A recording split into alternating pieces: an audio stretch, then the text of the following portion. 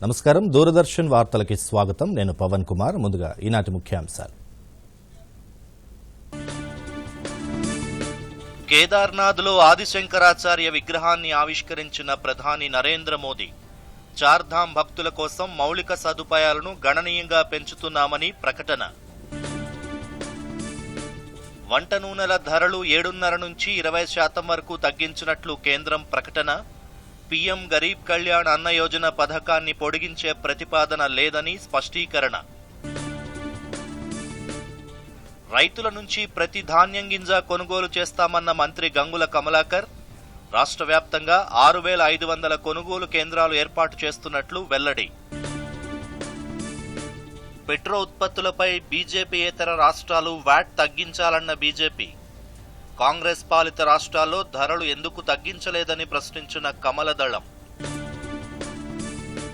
తెలంగాణలో అమలవుతున్న సంక్షేమ పథకాలు దేశంలో మరెక్కడా అమలు కావడం లేదన్న మంత్రి కొప్పుల ఈశ్వర్ బీజేపీ పాలిత రాష్ట్రాల్లో దళిత బంధు అమలు చేయాలని డిమాండ్ కోవిడ్ మహమ్మారిని అరికట్టేందుకు ప్రతి ఒక్కరూ తప్పనిసరిగా మాస్క్ ధరించాలి భౌతిక దూరం పాటించాలి తరచూ చేతులు కడుక్కోవాలి వ్యక్తిగత శుభ్రతను పాటించాలి 18 సంవత్సరాలు నిండిన వారందరూ తప్పనిసరిగా వ్యాక్సిన్ వేయించుకోవాలి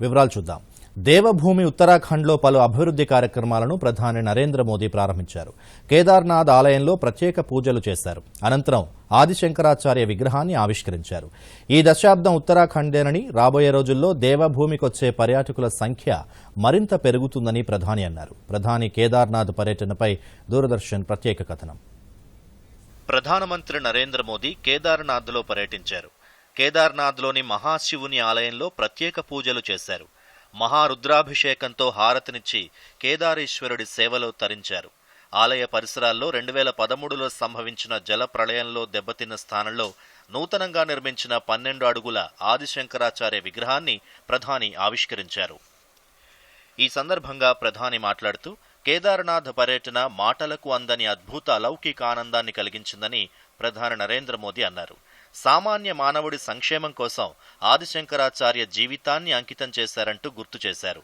ఆదిశంకరాచార్య సమాధి పునఃస్థాపన భారతీయ ఆధ్యాత్మిక సమృద్ధికి నిదర్శనంగా నిలుస్తుందన్నారు ఈర్ష్య అసూయ ద్వేషాలు భారతీయుల్లో లేవని చాటి చెప్పారంటూ ప్రశంసించారు आदिशंकर की आंखों से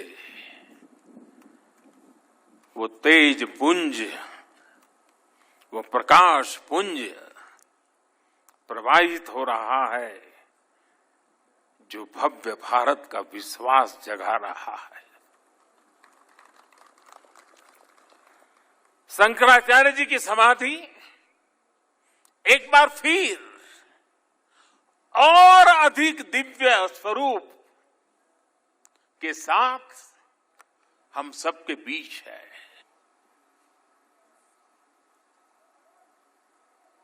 పర్యటనలో భాగంగా కేదార్నాథ్ ఆలయం పరిసరాల్లో చేపట్టిన పలు అభివృద్ధి పనులను ప్రధాని ప్రారంభించారు జాతీయ రహదారులతో చార్ధామ్ ఆలయాలను అనుసంధానం చేస్తున్నామని దీనివల్ల భక్తులకు మరింత సౌకర్యాలు అందుబాటులోకి వస్తాయని చెప్పారు ఈ దశాబ్దం ఉత్తరాఖండేనని అన్నారు గత 100 ఏళ్లలో ఉత్తరాఖండ్ను సందర్శించిన పర్యాటకుల కన్నా ఎక్కువ మంది ఈ దశాబ్దంలోనే సందర్శిస్తారని ప్రధాని తెలిపారు కేదార్నాథ్ పునర్నిర్మాణంపై ప్రజల్లో ఎన్నో సందేహాలు నెలకొన్న సమయంలో తాను ఓ లక్ష్యంతో కేదార్నాథ్ను అభివృద్ధి చేసినట్లు ప్రధాని వివరించారు के किनारे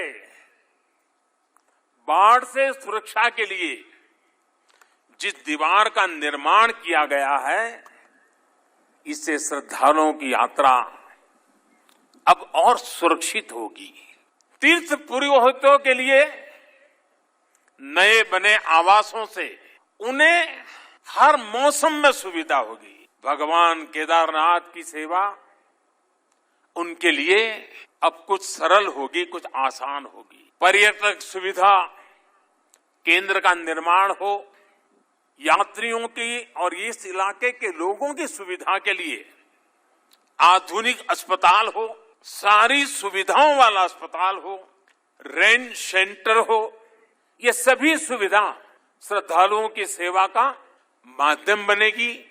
उनके तीर्थाटन को अब कष्ट से मुक्त, केदार से युक्त जय भोले के चरणों में लीन होने का यात्रियों को एक सुखद अनुभव होगा। దేశంలోని సాంస్కృతిక చిహ్నాలకు పునర్వైభవం రావాల్సిన అవసరం ఎంతైనా ఉందని ప్రధాని ఈ సందర్భంగా అన్నారు. అయోధ్యలో రామాలయ నిర్మాణం శరవేగంగా జరుగుతోందని, దీని కీర్తి ప్రతిష్టలు నలుదిశలా విస్తరించనున్నాయని అన్నారు. ప్రతి ఒక్కరూ స్వాతంత్రోద్యమంతో ముడిపడి ఉన్న ప్రాంతాలు, పుణ్యక్షేత్రాలను సందర్శించాలని ప్రధాని పిలుపునిచ్చారు. अयोध्या में भगवान श्री राम का भव्य मंदिर पूरे गौरव के साथ बन रहा है। अयोध्या को उसका गौरव सदियों के बाद वापस मिल रहा है। उत्तर प्रदेश में ही काशी का भी कायाकल्प हो रहा है। विश्वनाथ धाम का कार्य बहुत तेज गति से अब तो पूर्णता की तरफ आगे बढ़ रहा है। శంకరాచార్య విగ్రహ ఆవిష్కరణ సందర్భంగా దేశంలోని 12 జ్యోతిర్లింగాలు, 18 పీఠాల్లో ప్రత్యేక పూజలు చేశారు. ఈ కార్యక్రమంలో ఆయా ప్రాంతాలకు చెందిన కేంద్ర, రాష్ట్ర మంత్రులు, స్థానిక బీజేపీ నేతలు, ఇతర ప్రజా ప్రతినిధులు పాల్గొన్నారు. Bureau report, Doordarshan news. కేదార్నాథ్లో ఆదిశంకరాచార్యుల విగ్రహ ఆవిష్కరణను దేశవ్యాప్తంగా ఉన్న జ్యోతిర్లింగాలు, శంకర మఠాలలో ప్రత్యక్ష ప్రసారం చేశారు. ఈ కార్యక్రమాన్ని కేంద్ర మంత్రులు, స్థానిక బీజేపీ నేతలు వీక్షించారు. హైదరాబాద్ నల్లకుంటలోని శంకర మఠంలో బీజేపీ రాష్ట్ర అధ్యక్షుడు బండి సంజయ్, ఇతర నేతలు ఈ కార్యక్రమాన్ని వీక్షించారు. విగ్రహ ఆవిష్కరణ అనంతరం ప్రధానమంత్రి ప్రసంగాన్ని వారు విన్నారు. అనంతరం బండి సంజయ్ మీడియాతో మాట్లాడుతూ 2013 వరదల్లో కేదార్నాథ్ ఆలయ వెనుక భాగంలో ఉన్న శంకరాచార్యుల సమాధి ధ్వంసం కాగా ఆ స్థానంలో మళ్లీ శంకరాచార్య విగ్రహాన్ని ప్రతిష్ఠించడం గొప్ప విషయమని అన్నారు. ప్రధాని నరేంద్ర మోదీ వల్లే ఈ పవిత్ర కార్యక్రమం జరిగిందన్నారు. ఈ కార్యాన్ని మతతత్వ దృక్పథంతో చూడవలసిన అవసరం లేదని బండి సంజయ్ అభిప్రాయపడ్డారు. వర్చువల్ ద్వారా దేశవ్యాప్తంగా ప్రజలందరూ చూడడం చాలా సంతోషం. ఈ సందర్భంగా హిందూ బంధువులందరికీ కూడా హృదయపూర్వక శుభాకాంక్షలు తెలియజేస్తూ, కళ్ళెదుట మనం ముందు అందరూ చూస్తున్నాగానే భగవాన్ స్వరూపుడైనటువంటి ఆది శంకరాచార్యుల వారి యొక్క వారు తనువు చాల్చినటువంటి ఒక సమాధి ఇవాళ వరద బీభత్సంలో పోయిన తర్వాత ఇలా నరేంద్ర మోడీ గారు నిజంగా ఒక దృఢ సంకల్పంతో తిరిగి పునఃప్రతిష్ఠించాలని చెప్పి ఆలోచనతో ఈరోజు ఆ కార్యక్రమాన్ని పూర్తి స్థాయిలో నెరవేర్చడం నిజంగా ఇంతకంటే గొప్ప కార్యం ఇంకోటి కాదు. యూపీలో అయోధ్య ఆలయ నిర్మాణం 2023 నాటికి పూర్తవుతుందని కేంద్ర పర్యాటక సాంస్కృతిక శాఖ మంత్రి జి కిషన్ రెడ్డి చెప్పారు. ఈ ఆలయం నిర్మాణంతో అయోధ్య ప్రపంచంలోనే అతిపెద్ద పుణ్యక్షేత్రంగా అవతరిస్తుందని అన్నారు. ఏడాదికి 10 కోట్ల మంది భక్తులు అయోధ్యను సందర్శించే అవకాశం ఉందన్నారు. కేదార్నాథ్లో ఆదిశంకరాచార్య విగ్రహ ప్రతిష్ఠ నేపథ్యంలో కేరళలో శంకరాచార్యుల జన్మస్థలం కాలడిలో నిర్వహించిన ఒక కార్యక్రమంలో కిషన్ రెడ్డి పాల్గొన్నారు. ఈ సందర్భంగా ఆయన మాట్లాడుతూ, ఒక దేశ సంస్కృతి వారసత్వంపైనే ఆ దేశ మనుగడ, ఐక్యత ఆధారపడి ఉంటాయని అన్నారు. శంకరాచార్యులు ఒక గొప్ప సామాజిక సంస్కర్త అని, చర్చలు, సమాలోచనల ద్వారా అద్వైత సిద్ధాంతాన్ని ఏకీకృతం చేశారని కిషన్ రెడ్డి పేర్కొన్నారు. We are expecting every year more than 10 crore people going to visit Ayodhya. And also in Uttar Pradesh, Varanasi, Kashi Vishwanath Maharaj temple, we have already started the work. That also a Bhavya Varanasi, Kashi Vishwanath temple, we are already started working. That also going to be next year. We are going to complete with a good and good place with all facilities. We are going to construct that temple. Without Indian culture, without heritage, without Hinduism, we cannot survive with unity and integrity. That's why people of India is committed to Indian culture and protect the Indian culture and pilgrim centers also. దేశంలో వంట నూనెల ధరలు గణనీయంగా తగ్గినట్లు కేంద్రం తెలిపింది. కేంద్ర ఆహార ప్రజా పంపిణీ విభాగ కార్యదర్శి సుధాంశు పాండే మీడియాతో మాట్లాడుతూ నూనె రకాన్ని బట్టి కిలోకు కనిష్టంగా 7.5 నుంచి గరిష్టంగా 20% వరకు ధరలు తగ్గినట్లు చెప్పారు. పామాయిల్, వేరుశనగ, సోయాబీన్, పొద్దుతిరుగుడు నూనెలతో పాటు ప్రధానమైన నూనె రకాలపై ధరలు తగ్గాయన్నారు. వంట నూనెలపై కేంద్రం వివిధ పన్నులు తగ్గించిన ఫలితంగా ధరలు తగ్గుముఖం పట్టాయని ఆయన చెప్పారు. కాగా దేశవ్యాప్తంగా 80 కోట్ల మంది పేద ప్రజలకు ఉచితంగా రేషన్ అందించేందుకు ఉద్దేశించిన ప్రధానమంత్రి గరీబ్ కళ్యాణ్ అన్న యోజన అమలు గడువును పెంచేందుకు ఎలాంటి ప్రతిపాదన రాలేదని సుధాంశు పాండే స్పష్టం చేశారు. కోవిడ్ లాక్డౌన్ నేపథ్యంలో పేద ప్రజల్ని దృష్టిలో ఉంచుకుని కేంద్రం గతేడాది నుంచి పలు విడతలుగా ఉచితంగా ఆహార ధాన్యాలు అందజేస్తోంది. గరీబ్ కళ్యాణ్ అన్న యోజన గడువు ఈ నెలాఖరుతో ముగియనుంది. ఆ తర్వాత ఈ పథకాన్ని పొడిగించే ప్రతిపాదన లేదని సుధాంశు పాండే స్పష్టం చేశారు. कदम उठाए और इंडस्ट्री के साथ भी लगातार चर्चा में रही, जिसकी वजह से जो कदम उठाए गए, जिसमें से इंपोर्ट ड्यूटी का रिडक्शन, रेशनलाइजेशन एक अपने आप में बहुत बड़ा कदम था, उसका असर जो मैं आपके साथ इंफॉर्मेशन शेयर कर रहा हूं उसमें अब क्लियरली देखने को मिलता है। साफ तौर पे आप ये देख सकते हैं कि जो ये मेजर इंपोर्टेड ऑयल्स हैं उनके दामों में पिछले 3 दिनों में 31 अक्टूबर से 3 नवंबर के बीच में गिरावट आई है। आपसे हम ये पूरा डाटा इंफॉर्मेशन शेयर करेंगे जो डिपार्टमेंट ऑफ कंज्यूमर अफेयर्स पूरे देश में करीब 167 जो केंद्र हैं वहां से रेट्स पिकअप करता है। రాష్ట్రంలో పోడు భూముల సమస్యలపై ప్రభుత్వ ప్రధాన కార్యదర్శి సోమేష్ కుమార్ జిల్లా కలెక్టర్లతో వీడియో కాన్ఫరెన్స్ నిర్వహించారు. పోడు భూముల వివాదాలపై పోడు రైతుల నుంచి దరఖాస్తులను వచ్చే సోమవారం నుంచి స్వీకరించనున్న నేపథ్యంలో ఈ సమావేశం నిర్వహించారు. జిల్లా అటవీ అధికారులు, అదనపు కలెక్టర్లు ఈ సమావేశంలో పాల్గొన్నారు. ఈ సందర్భంగా సీఎస్ మాట్లాడుతూ పోడు భూముల సమస్యల సత్వర పరిష్కారానికి ముఖ్యమంత్రి కేసీఆర్ గ్రామ, మండల, డివిజన్ స్థాయిల్లో అధికారుల బృందాలను ఏర్పాటు చేశారన్నారు. గ్రామ స్థాయిలో వీటిపై గిరిజనులు అవగాహన కల్పించాలని సీఎస్ సూచించారు. ఇందుకు సంబంధించిన ఫామ్ ఏను గ్రామ స్థాయిలో అందుబాటులో ఉంచనున్నారు. సమస్యలు ఎదుర్కొంటున్న రైతులు ఫామ్ ఏ పూర్తి చేసి ప్రభుత్వానికి సమర్పించాల్సి ఉంటుంది. ఇందుకు సంబంధించిన విధి విధానాలను ప్రభుత్వం ఇప్పటికే జారీ చేసింది. రైతులు పండించిన ప్రతి గింజను కొనుగోలు చేస్తామని, గన్నీ బ్యాగ్ల కొరత లేదని రాష్ట్ర పౌర సరఫరాల శాఖ మంత్రి గంగుల కమలాకర్ అన్నారు. కరీంనగర్ రూరల్ మండలం దుర్షెడ్, నగునూర్, కొత్తపల్లి మండలాల్లో కొత్తగా ఏర్పాటు చేసిన ధాన్యం కొనుగోలు కేంద్రాలను మంత్రి ప్రారంభించారు. ఈ సందర్భంగా ఆయన మాట్లాడుతూ వానాకాలం ధాన్యం కొనుగోలు కోసం రాష్ట్ర వ్యాప్తంగా ఇప్పటివరకు 1762 కొనుగోలు కేంద్రాలను ఏర్పాటు చేశామన్నారు. అధికారులు సూచించిన తేదీల్లో రైతులు ధాన్యాన్ని కొనుగోలు కేంద్రానికి తేవాలన్నారు. యాసంగిలో సాగయ్యే ప్రతి పంటను కేంద్రమే కొనుగోలు చేయాలని మంత్రి డిమాండ్ చేశారు. ఈ విషయంలో కేంద్ర మంత్రి కిషన్ రెడ్డి, ఎంపీ బండి సంజయ్ కేంద్రంపై ఒత్తిడి తీసుకురావాలని గంగుల సూచించారు. ఎక్కడ కొనుగోలు కేంద్రం అవసరం పడితే అక్కడ కొనుగోలు కేంద్రం ఓపెన్ చేయండి. ఎక్కడ పంట వస్తే అక్కడ ఇమ్మీడియట్గా కొనుగోలు కేంద్రం ఓపెన్ చేయండి.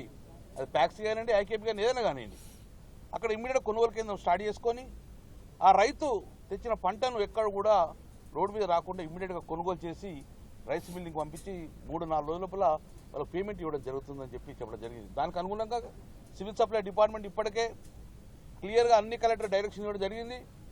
అందులో ఇప్పటికే 6545 కొనుగోలు కేంద్రాలు ఏర్పాటు చేయాలని ఒక అంచనాకు వచ్చాం. ఒక 2-3 ఎక్కువైనా తక్కువైనా ఇబ్బంది లేదు, వాళ్ళకి ఫ్రీడమ్ ఇవ్వడం జరిగింది. సో దానికి అనుగుణంగా ఇప్పటికి ఈ రోజు వరకు మనము సుమారు 1762 కొనుగోలు కేంద్రాలు ఈరోజు ఓపెన్ చేయడం జరిగింది తెలంగాణ రాష్ట్రంలో. ఈరోజు ఇప్పుడు ఒకటి ఓపెన్ చేస్తాం. ఎక్కడ అవసరం ఉంటే మనకి ఇమ్మీడియట్ కొనుగోలు కేంద్రం ఏర్పాటు చేయడం జరిగింది. ఈ రోజు వరకు కొనుగోలు స్టార్ట్ అయ్యి సుమారు 1 వీక్ అయింది. ఇప్పటికే 2 లక్షల మెట్రిక్ టన్ ధాన్యాన్ని కూడా కొనడం జరిగింది ఈరోజు ఇప్పటి వరకు. పెట్రోల్, డీజిల్పై విలువ ఆధారిత పన్ను వ్యాట్ను తగ్గించాలని బీజేపీ రాష్ట్ర అధ్యక్షుడు బండి సంజయ్ తెలంగాణ ప్రభుత్వాన్ని డిమాండ్ చేశారు. పెట్రోల్ ఉత్పత్తులపై కేంద్రం ఎక్సైజ్ సుంకాన్ని తగ్గించినందున వ్యాట్ తగ్గించేందుకు రాష్ట్రం చర్యలు చేపట్టాలని డిమాండ్ చేశారు. హైదరాబాద్ చిక్కడపల్లిలోని సిటీ సెంట్రల్ లైబ్రరీని బండి సంజయ్ సందర్శించారు. లైబ్రరీలో పోటీ పరీక్షలకు సిద్దమవుతున్న నిరుద్యోగ యువతతో ముచ్చటించారు. ఈ సందర్భంగా ఆయన మాట్లాడుతూ రాష్ట్రంలో ప్రభుత్వోద్యోగాల ఖాళీలను భర్తీ చేయడంలో ప్రభుత్వం తాత్సారం చేస్తోందని ఆరోపించారు. ఉద్యోగ నోటిఫికేషన్ కోసం నిరుద్యోగులు ఎదురు చూస్తున్నారని అన్నారు. జాబ్ క్యాలెండర్ను వెంటనే విడుదల చేయాలని బండి సంజయ్ ప్రభుత్వాన్ని కోరారు.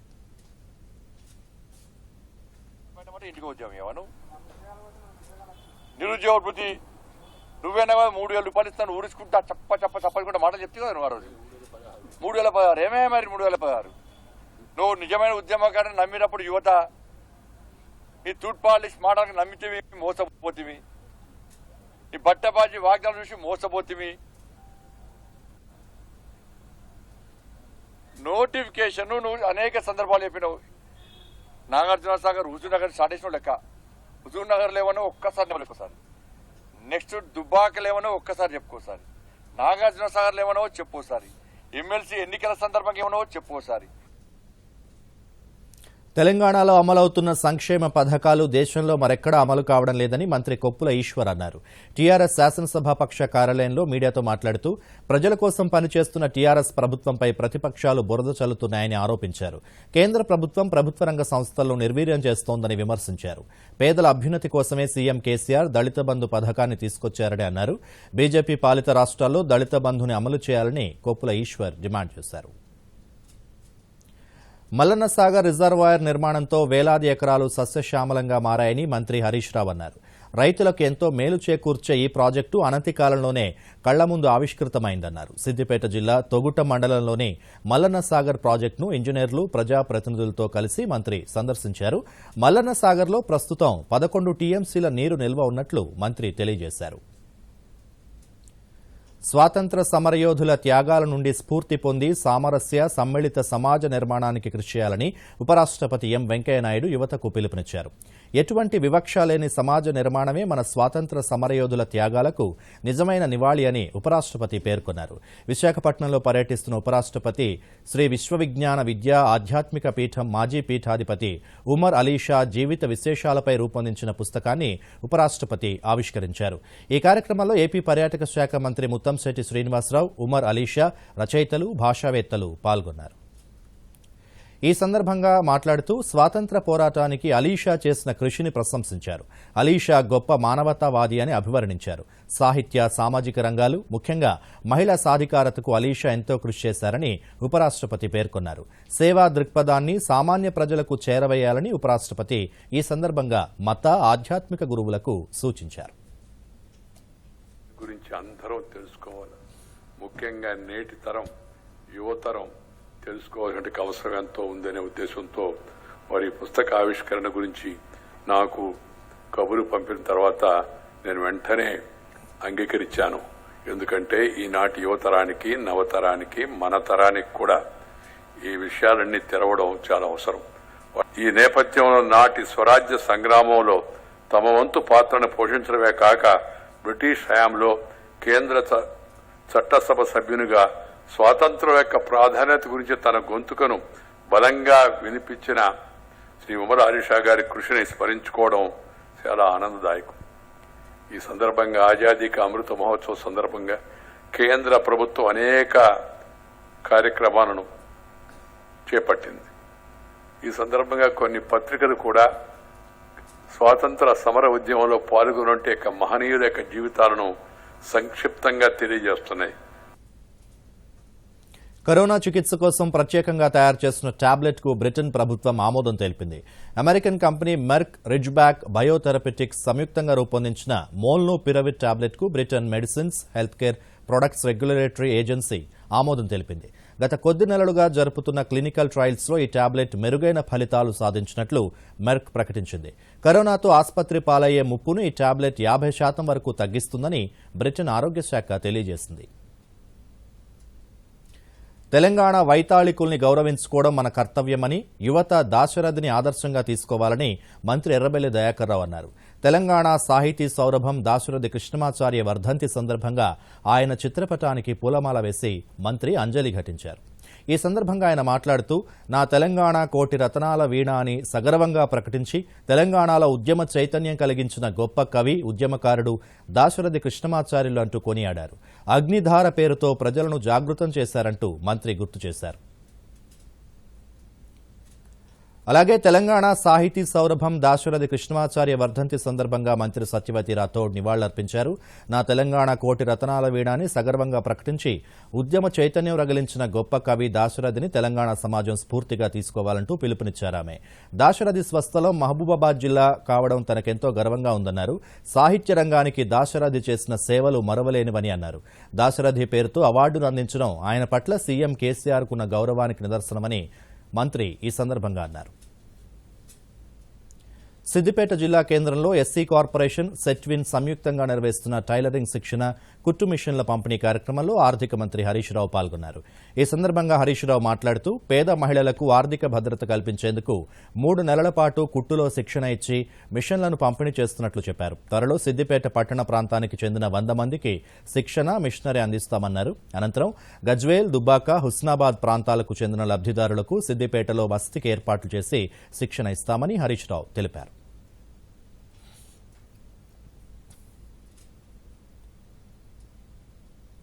టైలరింగ్ మిషన్లు ఇవ్వడం జరుగుతూ ఉంది. డొమెస్టిక్ మిషన్ అంటే ఇంట్లో కుట్టుకునే మిషన్లు.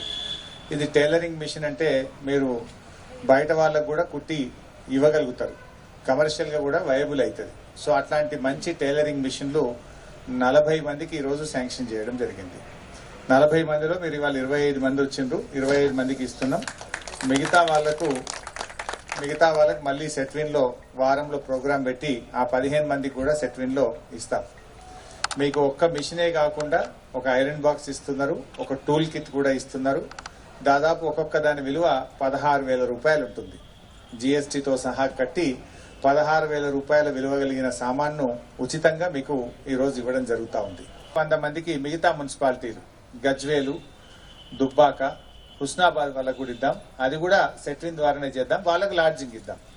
వాళ్ళు గజ్వేల్కి వెళ్ళి దుబ్బాకి వెళ్ళి వస్తారు కనుక, హుస్నాబాద్కి వెళ్ళి వస్తారు కనుక వాళ్ళకు లాడ్జింగ్, బోర్డింగ్ పెట్టి ట్రైనింగ్ ఇద్దాం. పెట్రోల్, డీజిల్పై కేంద్రం సుంకాలు తగ్గించి సామాన్యులకు మేలు చేస్తున్న బీజేపీయేతర రాష్ట్రాలు వ్యాట్ను ఎందుకు తగ్గించడం లేదని బీజేపీ ప్రశ్నించింది. ధరలు పెరుగుదల అంటూ ఉపన్యాసాలు చేసిన నేతలు తమ రాష్ట్రాల్లో ధరలను ఎందుకు తగ్గించడం లేదని బీజేపీ అధికార ప్రతినిధి గౌరవ్ భాటియా ప్రశ్నించారు. పెట్రోల్, డీజిల్పై ఎక్సైజ్ సుంకాన్ని కేంద్రం గణనీయంగా తగ్గించిన వెంటనే బీజేపీ పాలిత రాష్ట్రాలు వ్యాట్ను తగ్గించాయని అన్నారు. అయితే బీజేపీయేతర పార్టీలు తమ అధికారంలో ఉన్న రాష్ట్రాల్లో వ్యాట్ను తగ్గించి ప్రజలకు ఉపశమనం కల్పించడం లేదని విమర్శించారు. సామాన్య ప్రజల సమస్యల పట్ల బీజేపీ సానుభూతిగా ఉంటూ వారికి మేలు చేసే చర్యలు చేపట్టిందని భాటియా అన్నారు. కేంద్రం ఎక్సైజ్ సుంకం తగ్గించిన వెంటనే బీజేపీ పాలిత రాష్ట్రాలు వ్యాట్ను భారీగా తగ్గించాయి. దీంతో పలు రాష్ట్రాల్లో పెట్రోల్పై 12, డీజిల్పై 17 రూపాయల వరకు తగ్గాయి. గోవాలో ఈ నెల 20 నుండి 28వ తేదీ వరకు జరగనున్న 52వ భారత అంతర్జాతీయ చలనచిత్రోత్సవం ఇఫీకి ఏర్పాట్లు చురుగ్గా సాగుతున్నాయి. ఇఫీలో ప్రధాన విభాగమైన ఇండియన్ పనోరమాలో ప్రదర్శించే చిత్రాలను జ్యూరీ ఖరారు చేసింది. పనోరమా విభాగంలో మొత్తం 25 ఫీచర్, 20 నాన్ ఫీచర్ చిత్రాలను ప్రదర్శిస్తారు. ఇటీవల భారతీయ భాషల్లో విడుదలైన 221 ఫీచర్ చిత్రాల నుండి 25 చిత్రాలను ఎంపిక చేసినట్లు అధికారులు తెలిపారు. ఇందులో తెలుగుతో పాటు హిందీ, బెంగాలీ, కన్నడ, మరాఠీ తదితర చిత్రాలున్నాయి. అసోం, నాగాలాండ్, ధిమసా భాషలో నిర్మించిన శంకోర్ చిత్ర ప్రదర్శనతో ఇండియన్ పనోరమా విభాగం ప్రారంభమవుతుంది. తెలుగు నుండి పనోరమాకు నాట్యం చిత్రం ఎంపికైంది. ఇండియన్ పనోరమాలో నాన్ ఫీచర్ విభాగంలో ప్రదర్శించేందుకు మొత్తం 203 సినిమాలను పరిశీలించి 20 చిత్రాలను ఎంపిక చేశారు. ఇందులో హిందీ నుండి అత్యధికంగా 7 చిత్రాలు ఎంపికయ్యాయి. ప్రారంభోత్సవ చిత్రంగా వేద్ ది విజనరీ అనే చిత్రాన్ని ప్రదర్శిస్తారు. బీహార్లోని గోపాల్గంజ్, వెస్ట్ చంపారణ్ జిల్లాల్లో కల్తీ సారా తాగి మరణించిన వారి సంఖ్య 29కి పెరిగింది. గోపాల్గంజ్లో 17 మంది చనిపోగా పశ్చిమ చంపారణ్లోని బెటియా ప్రాంతంలో 12 మంది ప్రాణాలు కోల్పోయారు. ఈ ఘటనకు సంబంధించి 19 మందిని అరెస్ట్ చేసినట్లు గోపాల్గంజ్ ఎస్పీ ఆనంద్ కుమార్ తెలిపారు. ఈ దుర్ఘటనపై ముఖ్యమంత్రి నితీష్ కుమార్ విచారం వ్యక్తం చేస్తూ సమగ్ర విచారణ జరుపుతామని తెలిపారు. కల్తీ సారాను సరఫరా చేస్తున్న వారిపై కఠిన చర్యలు తీసుకుంటామని ఆయన చెప్పారు. సైబర్ నేరాల నియంత్రణకు గూగుల్ మరిన్ని భద్రతా చర్యల్ని చేపట్టింది. ఇందులో భాగంగా గూగుల్ యూజర్స్ ఇక మీదట తమ ఖాతాల్లోకి లాగిన్ అయ్యేందుకు 2 దశల ధృవీకరణ తప్పనిసరి కానుంది. ఈ నెల 9 నుంచి యూజర్స్ తమ ఖాతాల్లోకి లాగిన్ కావాలంటే 2 స్టెప్ వెరిఫికేషన్ తప్పనిసరి కానుంది. సైబర్ నేరగాళ్ల నుంచి యూజర్ ఖాతాలకు రక్షణ కల్పించడంలో భాగంగా గూగుల్ ఈ భద్రతా చర్యల్ని రూపొందించింది. యూజర్స్ తమ ఖాతాలోకి లాగిన్ అయ్యేటప్పుడు 2 స్టెప్ వెరిఫికేషన్ యాక్టివ్ చేయమని గూగుల్ సూచిస్తుంది. దీన్ని ఎనేబుల్ చేసిన తర్వాత యూజర్ ఫోన్ లేదా ఈమెయిల్కి ఓటీపీ వస్తుంది. దీన్ని టైప్ చేస్తేనే ఖాతా ఓపెన్ అవుతుంది.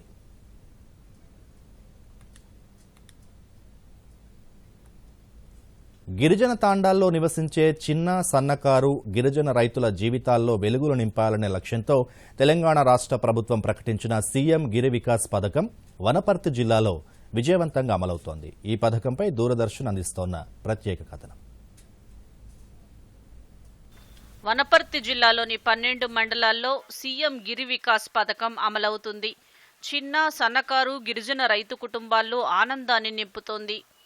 పథకం అమల్లోకి వచ్చిన తరువాత ఉపాధి కోసం దూర ప్రాంతాలకు వెళ్లిన సన్న చిన్నకారు గిరిజన రైతులు సొంతూళ్లకు చేరుకుంటున్నారు.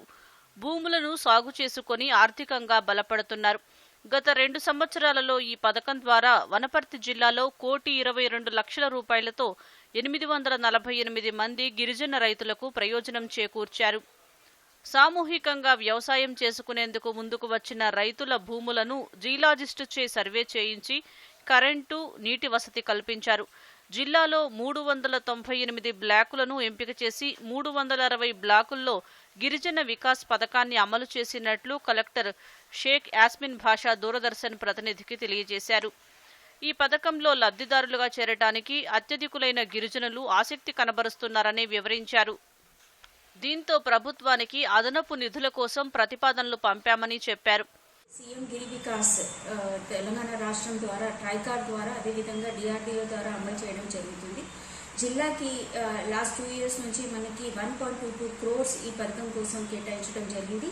ఈ రోజు వరకు కూడా మనం ఈ అమౌంట్ అంతా కూడా ఎక్స్పెండిచర్ చేసి 390 బ్లాక్స్ ఐడెంటిఫై చేసి వాటిలో 360 బ్లాక్స్కి ఆల్రెడీ మనం జియోలాజికల్ సర్వే కంప్లీట్ చేసుకుని బోర్ డ్రిల్లింగ్ అదేవిధంగా ఎనర్జైజేషన్ కార్యక్రమం ముందుకు తీసుకెళ్లడం జరుగుతుంది. ఈ కార్యక్రమంలో చాలా మంది రైతులు ఆల్మోస్ట్ 848 ఫార్మర్స్ ని మనం బెనిఫిట్ చేయడం జరిగింది.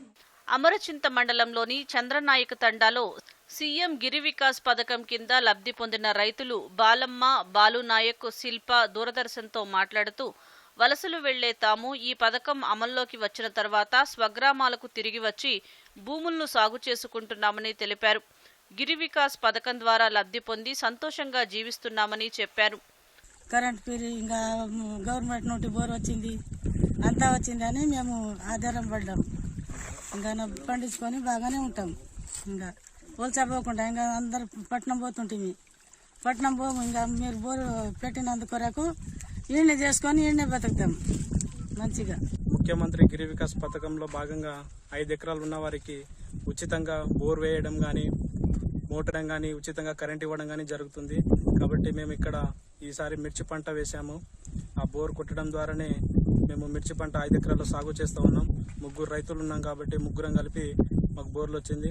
గవర్నమెంట్ నుంచి కరెంటు, బోరు, ట్రాన్స్ఫారం అన్ని మనకు ఉచితంగానే అందజేస్తున్నారు. ఇప్పుడు హైదరాబాద్కి వలసపోకుండా 3 కుటుంబాలు ఈ బోరు కిందనే మంచిగా జీవనోపాధి పొందుతున్నారు. ఈ పథకం అందజేసినందుకు గవర్నమెంట్కి ధన్యవాదాలు. Bureau report, Doordarshan news. Doordarshan Yadagiri వార్తలను ఇప్పుడు సోషల్ మీడియాలో కూడా చూడొచ్చు. యూట్యూబ్ అయితే డీడీ న్యూస్ తెలంగాణ, ట్విట్టర్ అయితే DD news Telangana @DD Yadagiri news, మరి ఫేస్బుక్ అయితే డీడీ న్యూస్ తెలంగాణలో చూసి సబ్స్క్రైబ్ చేసి లైక్ చేయండి, షేర్ చేయండి. కేదార్నాథ్లో ఆదిశంకరాచార్య విగ్రహాన్ని ఆవిష్కరించిన ప్రధాని నరేంద్ర మోదీ చార్ధామ్ భక్తుల కోసం మౌలిక సదుపాయాలను గణనీయంగా పెంచుతున్నామని ప్రకటన. వంట నూనెల ధరలు 7.5 నుంచి 20% వరకు తగ్గించినట్లు కేంద్రం ప్రకటన. పీఎం గరీబ్ కళ్యాణ్ అన్న యోజన పథకాన్ని పొడిగించే ప్రతిపాదన లేదని స్పష్టీకరణ. రైతుల నుంచి ప్రతి ధాన్యం గింజ కొనుగోలు చేస్తామన్న మంత్రి గంగుల కమలాకర్ రాష్ట్ర వ్యాప్తంగా 6,500 కొనుగోలు కేంద్రాలు ఏర్పాటు చేస్తున్నట్లు వెల్లడి. పెట్రో ఉత్పత్తులపై బీజేపీయేతర రాష్ట్రాలు వ్యాట్ తగ్గించాలన్న బీజేపీ. కాంగ్రెస్ పాలిత రాష్ట్రాల్లో ధరలు ఎందుకు తగ్గించలేదని ప్రశ్నించిన కమలదళం. తెలంగాణలో అమలవుతున్న సంక్షేమ పథకాలు దేశంలో మరెక్కడా అమలు కావడం లేదన్న మంత్రి కొప్పుల ఈశ్వర్. బీజేపీ పాలిత రాష్ట్రాల్లో దళిత బంధు అమలు చేయాలని డిమాండ్.